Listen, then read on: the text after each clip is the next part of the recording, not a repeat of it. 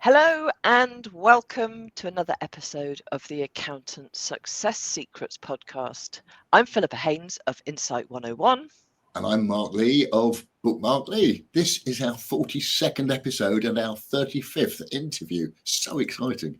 Yeah, each week on our podcast, we aim to showcase and celebrate successful accountants who have been running their own practice for a good few years and who we think can inspire and encourage other accountants in practice around the UK.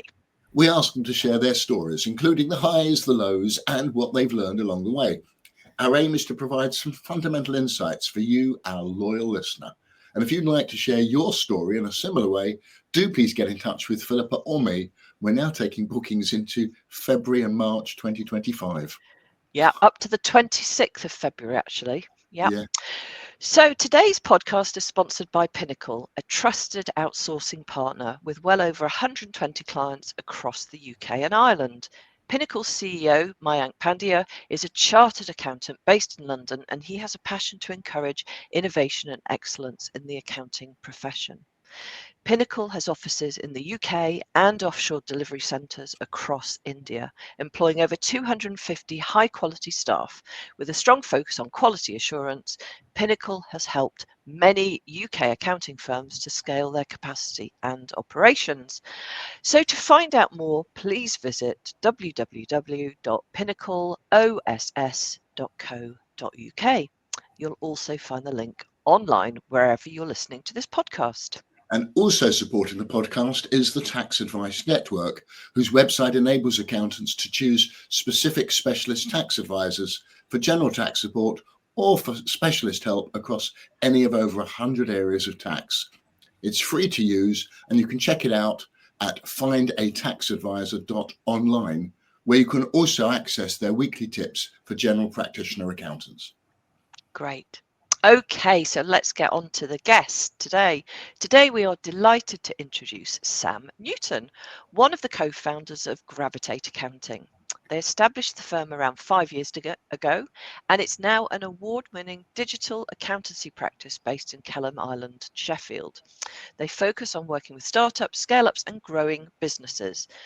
Sam and his team of almost 30 are experts in helping businesses make the switch and partner with world-class software providers. This means they can help automate business processes, saving time, money, and helping clients focus on what they do best.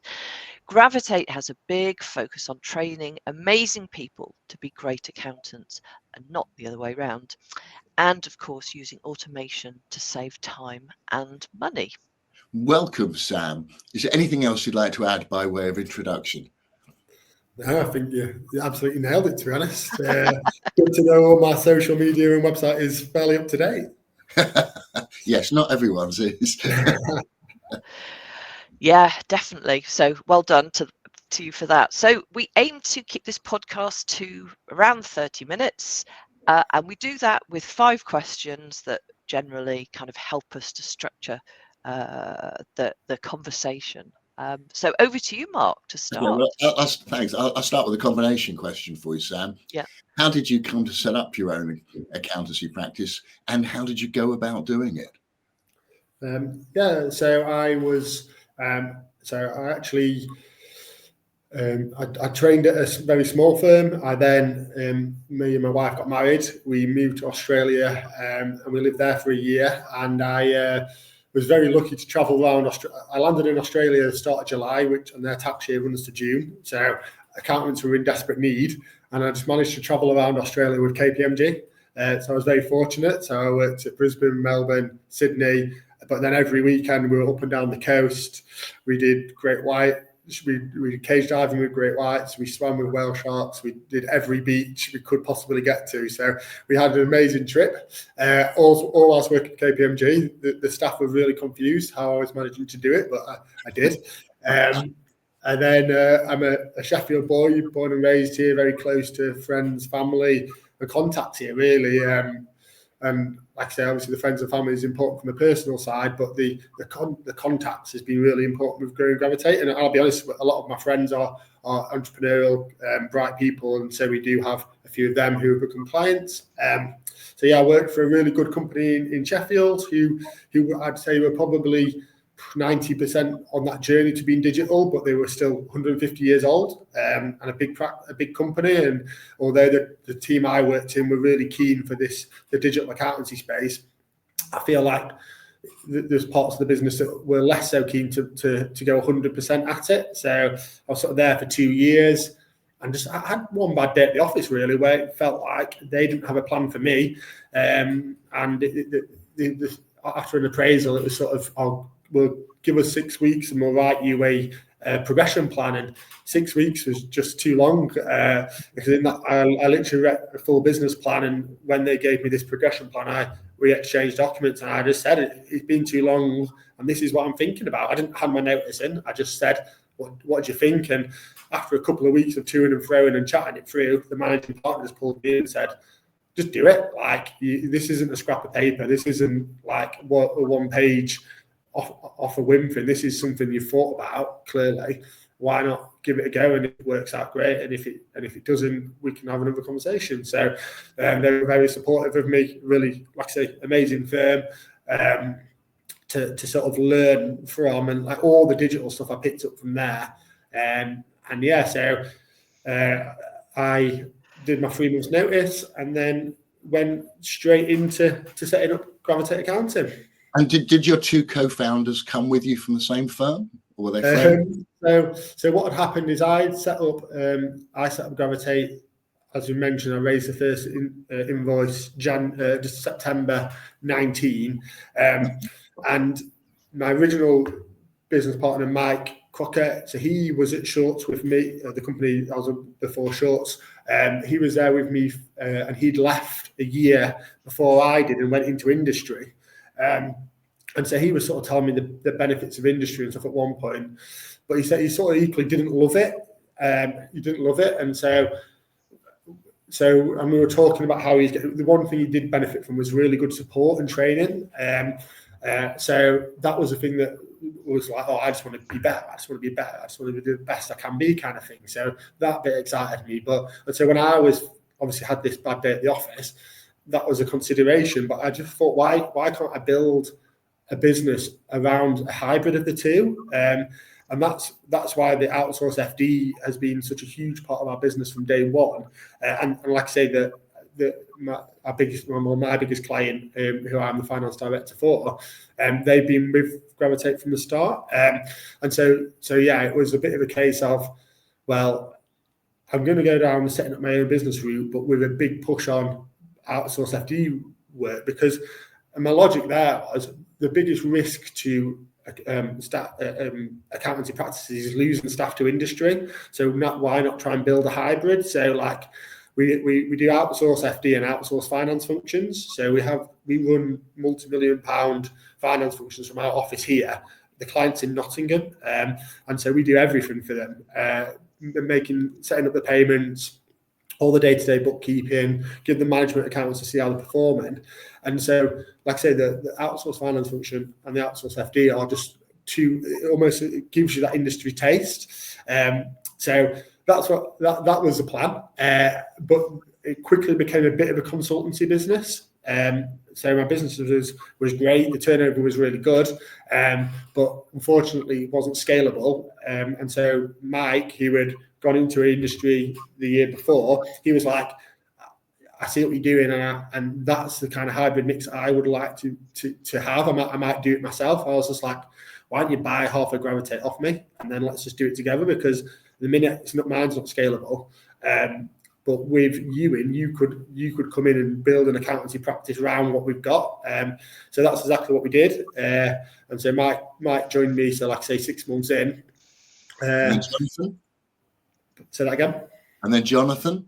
And then Jonathan was, I think, so he's just done 4 years. Well, 4 years since we offered him a bottle. We were stood in our office, which at the time was an empty warehouse, and offered him a bottle of whiskey to join. So he was sort of at the same business. He was sort of like a bit of a shining star there, but he'd then, since we'd left, he'd dotted around into different departments, just trying to find out where he wanted to go. like I said, we really didn't want to upset our old employer, but we caught wind that he'd accepted a job elsewhere, and so he'd already told our employer. So we proposed an offer to him to get him on board. So yeah, at that point we said, like I say, he was leaving the place who had looked after us in the past, and we tried not to upset. So he was always on his way out the door, and we just changed which door he went into, essentially. Brilliant. So, yeah, And did you have any staff at that time, or was it just the two of you? you? Yeah, so I think at the time there was the three of us plus two others, essentially. So we were about five staff then. And yeah, like I say, we were, me, myself, Mark and Jonathan are all very similar experience. We're all really good with working with owner-managed businesses and stuff like that. So it was a nice fit. Obviously, it's nice to have a differentiator as well, but I think just our ability to work with businesses of all sizes really helped us scale and grow Gravitate in those early years. Yeah, Fantastic. interesting. So, I mean, obviously you've learned a lot over the years, and certainly over the last 5. And Gravitate is the result of you having a bad day. So Yeah. what have you learned, and how have you changed that with your own practice? What have you done to make sure that nobody has a bad day if they can help it? Yeah, that's fair. Well, I suppose the whole, like, I mean, if you take it, if you really simplify it, I like to think we were good at what we did, and then if you set up a new business, when you're very good at what you do, and the whole aim of it is to right all the wrongs in that industry, you're going to be in a good place. And that is sort of where we started. So, like, from a client perspective, they don't want you to charge every time they pick up the phone. So okay, we don't do timesheets and we don't track time. So instead, we use a quoting software that allows us to make sure that people are paying the right fees, and we have a really open arrangement with our clients. So we say to them, like, look, we want your business to grow. So if you've got any questions or if you've got any queries, phone up and ask us, because we're going to be able to answer it. It's going to help your business. It's going to help your business grow, and then naturally our fees will grow as well. So it's sort of a bit of a case of, like, strip away from that whole charging by the hour and stuff like that. I think and then another one you mentioned in the intro about, like, we always say we can train great people to be great accountants, but we can't train a great accountant to be great people. So let's just recruit good people. Like, if they've got really good personalities, our key ethos is to, like, collaborate. We broke down that intro into three words, essentially: collaborate, so working closely with our clients; automate their finance functions; and optimize their tax position, kind of thing. So the last one is all that clients really care about when it boils down to it. Like, how can they be as tax efficient as possible? So they're working hard for that money. Let's try and get it to them as efficiently as possible. So, and that collaboration piece is a huge part of that. So what else did we focus on with regards to the sort of the negative stigma in our industry? So yeah, obviously, like you say, that not having someone they can talk to, we have that. We created like well, we didn't create it. We followed the book that Will Fard Elliott on. I can see it in the back. Yeah. Creating squads, and then, like you say, it just meant that clients weren't charged like silly one-off fees all the time, because they had a full squad of people working for them. So in each squad, we'll have someone who can do the bookkeeping, someone who can do the VAT returns, someone who can do management accounts, and someone who can do the high-level advisory. And they're always paying the right person to do the right thing. So again, like with the pricing side of things, we don't have one-off fees, and if we identify it as, look, this is going to be a piece of work, we tell them at the start, and we'll say what the fee is going to be, and they can decide if they want it, not just do a piece of work and then tell them, oh, that's going to cost you $1,000 and stuff like that. So I say from a client side and a business side, we've learned, that's what we've learned, and that's what we're trying to say. Good. It's kind of it's really sort of that abundance mindset, isn't it, whereby in the sense of you help as much as you can, and the money will follow, rather than, oh, you want 5 minutes, so we're going to charge you, because then actually that breaks that trust and that loyalty and that need or the desire to get on the phone or the email and talk to you. I would imagine. Exactly, yeah. And then from like the staff side, I suppose what we've learned along the way is like give like what ask staff what they want, because at the start we tried to have like bonuses each month and stuff like that, and we just quickly realized it, like, although that's what we thought we wanted growing up, because typically in our industry you'll work hard and long hours and you don't really get any reward for it. So we tried to create a target-led bonus scheme and stuff like that, but we just found it actually didn't work. So we're not afraid to change things. We're scaling business. We sort of tell every staff member who joins us, like, you've obviously come from another practice, or 90% of them do. What worked well there? There must be something that was amazing there that we're not doing. So like, always tell us. And so we're always listening to the staff. We offer them loads of chance to feedback throughout the year. We have weekly happiness updates. We have employee NPS. We have quarterly meetings where they go away and speak without the directors there, and stuff like that. And like I say, one of the things we do is an annual benefits. So we say to the team, like, what benefits would you like us to introduce? And we just scour the internet for all the benefits other competitors competitors is a loose word, more like our friends in the industry probably are doing. Obviously use ChatGPT to throw some in the mixer, and then we send them a list out and say, like, look, if you in a perfect situation, what would you want us to introduce? And like, we've worked at so many firms where the benefits are things like private medical that no one even knows how to access. So the big thing for us is finding stuff that they want and giving them benefits, as opposed to what we did at the start, which were like, oh, we wanted this, so our team must want it. So I think everything boils down to like listening to the team and finding out what they want and what would want them to make them happy at work. I think that's glorious. There's a great old adage that you get the performance that you are seen to measure, and too many bonus schemes are measuring the wrong, or effectively encourage the wrong behaviours, or sort of be careful what you wish for, sort of thing. And it sounds like you found ways to overcome those challenges. And I love the idea of asking staff what worked well at their previous firm. So I always encourage accountants to ask clients what they liked or didn't like about the previous accountant they had, if they had one before. That's for much the same sort of reasons. I wanted to pick up, if I could, on the fact that you work, as you said, with businesses of all sizes, so startups and scale-ups and growing businesses. Do you have any criteria that the startups have to satisfy to ensure they're going to be able to afford your fees and have the potential for growth? Yeah, we bottled that one a little bit, didn't we? Because it doesn't eliminate many businesses.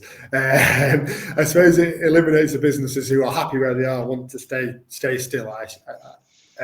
But the logic there is we will work with a startup if they're going to invest. And like I said, we see what we offer as an investment, not a cost. So our absolute minimum service is, like I say, taking a start, for example, they're going to have to do a set of accounts, going to have to do the company secretarial, probably going to have someone on the payroll. Realistically, they're going to get to the back threshold pretty quick, so they're going to need help with all that. It's got to be on an accounting software. We are zero goal partners, but we also have clients on Sage and QuickBooks, and now we're at a size where we're big enough to support all of those softwares. So they're going to be on one of those softwares, and the key thing is they're willing to pay for quarterly catch-ups. So we have quarterly catch-ups in there, because if we don't, otherwise we quickly could just become an expensive year-end only company, and then they're not going to be happy at the end of it. So we have that included in there. We have pre-year-end tax planning and remuneration planning. So there's almost those guaranteed 6 touch points throughout the year. Yeah. And if someone's turning their nose up at those, but we believe in it, that we potentially drop one of the catch-ups down to 5, but that's where we'd probably draw the line. And so and don't get me wrong, we have smaller clients. It tends to be partners of someone who they're running a little property business on the side, but it's linked to a client who's one of our big clients, or like I say, they might be running a property business on the side. And so we have the smaller odds and sods as well. But when it comes to taking them on, that is what we're saying. We're saying, look, you need to invest in these catch-ups. And like I say, if they are the startups that don't have that high ambition, then they're instantly put off, really, because we are a good bit more than and we'd help them. We'd put them in touch with someone and say, look, based on what you're saying, this accountant is perfect for you. Like they'll help you tick a box, and maybe one day come back to us. Like once you've like yeah. I think that's a really important clarification. I think that's a great way of distinguishing them as well. I congratulate you on that.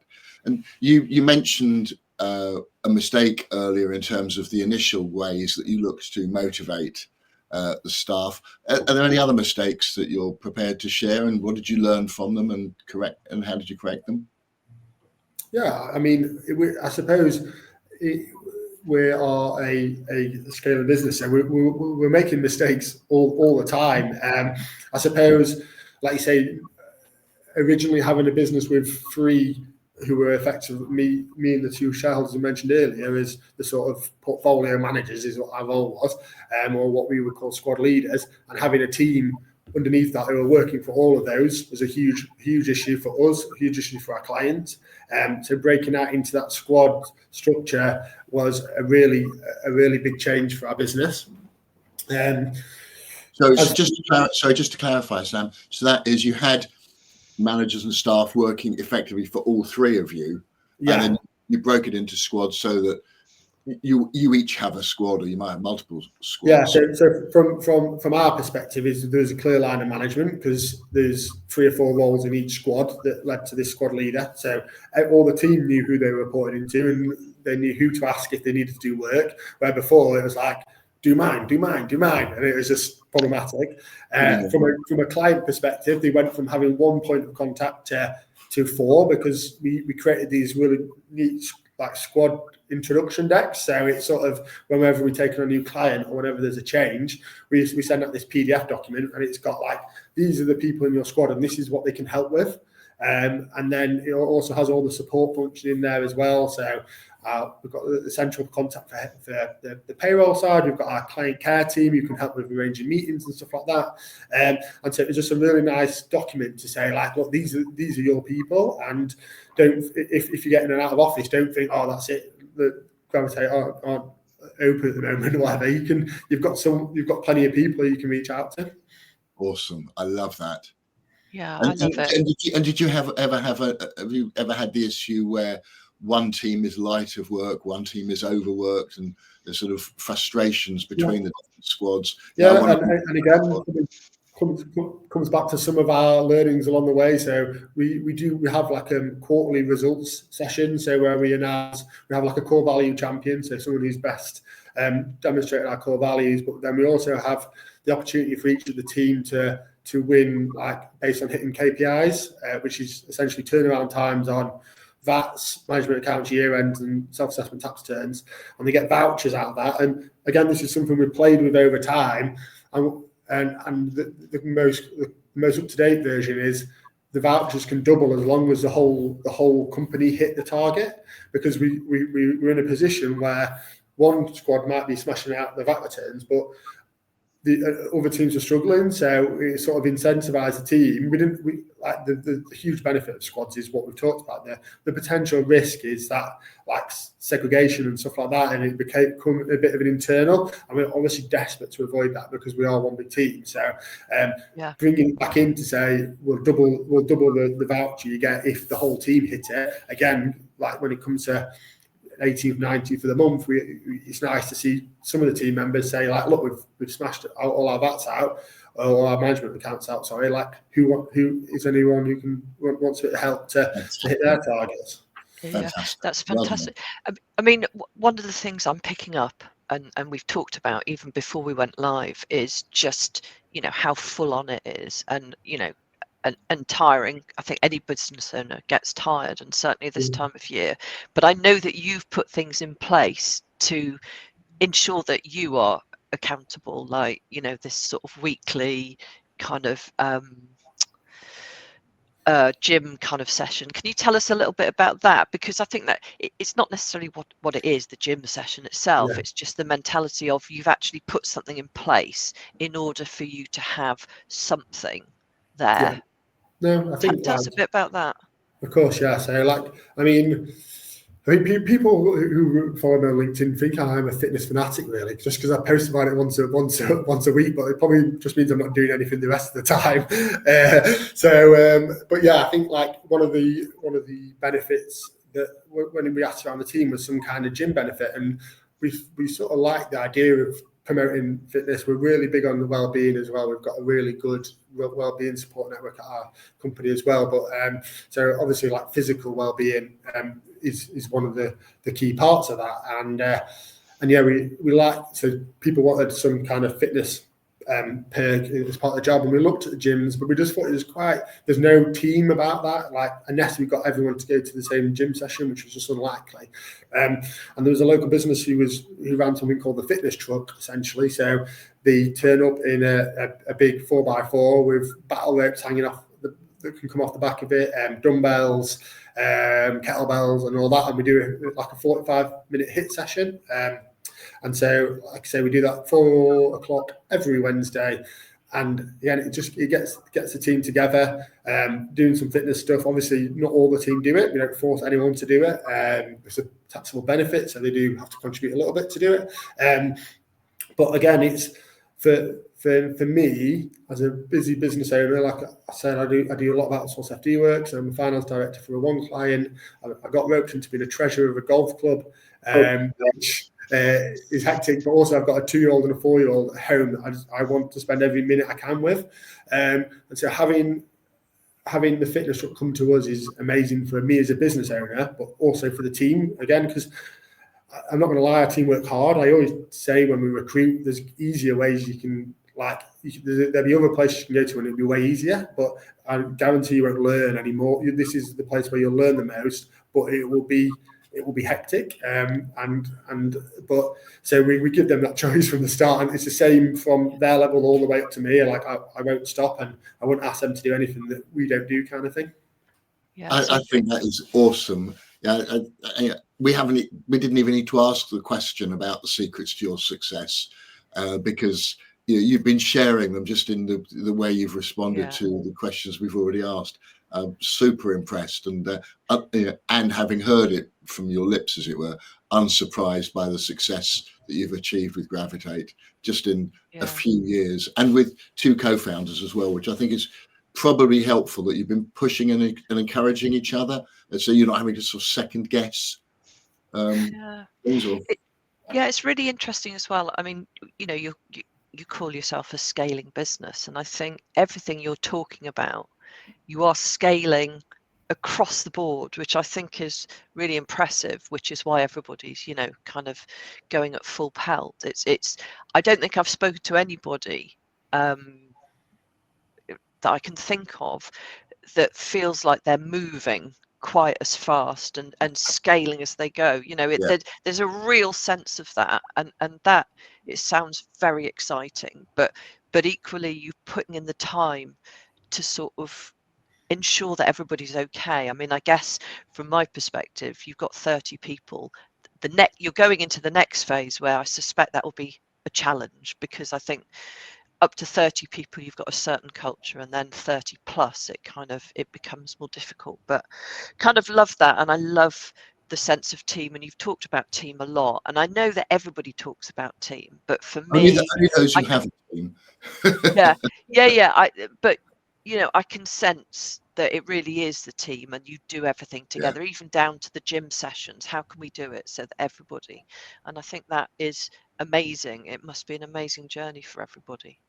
Yeah, I think obviously, thank you very much for the kind words. I don't really stop and look backwards, kind of thing. And I think, like, as part of getting people on that journey, we're just not afraid to give up shares. We're discussing shares with.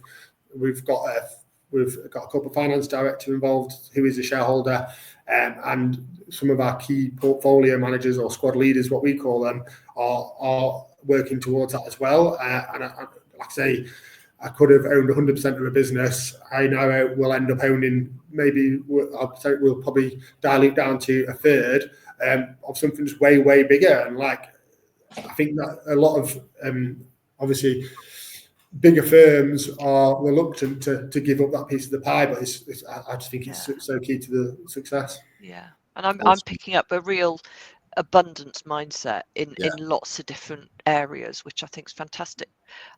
Unfortunately, as I always say, we've got to end, but really I feel like we've just scratched the surface with you, and that there is so much that we can talk about, and other people can learn. But hey, we'll do a part 2 in the new year.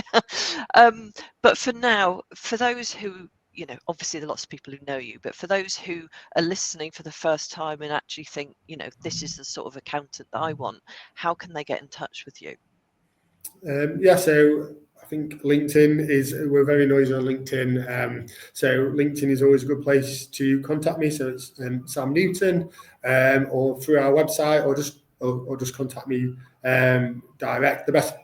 My email address is a bit of a nightmare, really. So clientcare@gravitate.digital is our central team, and like I say, they'll book some time in with me. But yeah, I'm very much an open book. I really thank you both for having me on here. It's always good to chat, and yeah, thank you for your time. Thank you, Sam. Thank you so much for that. And Philippa, how can listeners find out more about you and your business, Insight 101?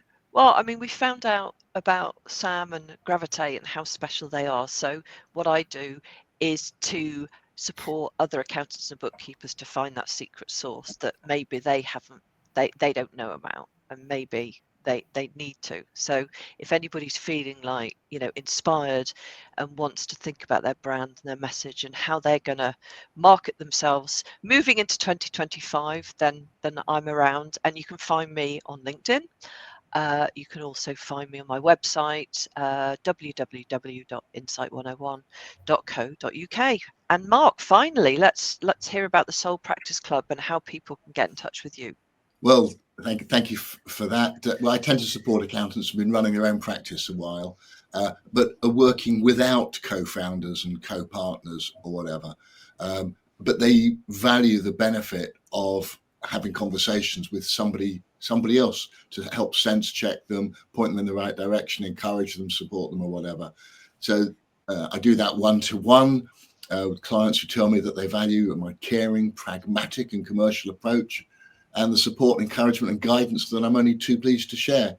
And I'm always happy to have an initial conversation with no obligation, expectation, or pushy sales techniques.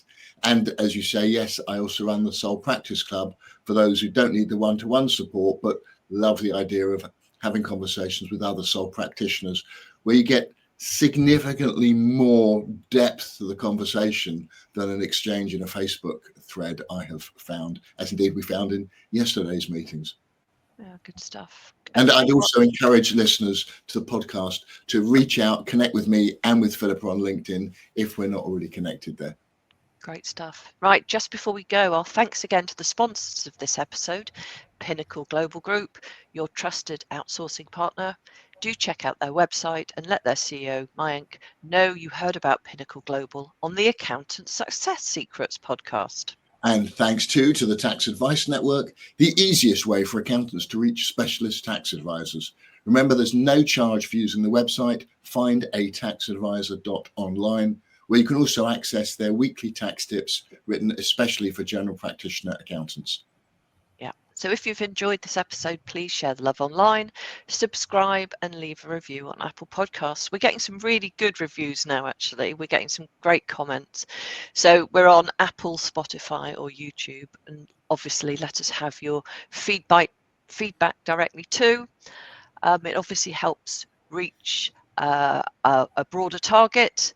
So contact Mark or myself as well if you'd like to be interviewed on a future podcast, or if there's somebody that you'd like to hear from. We are taking people from the 26th of February. I think that's our next available slot. So get in there as quickly as possible.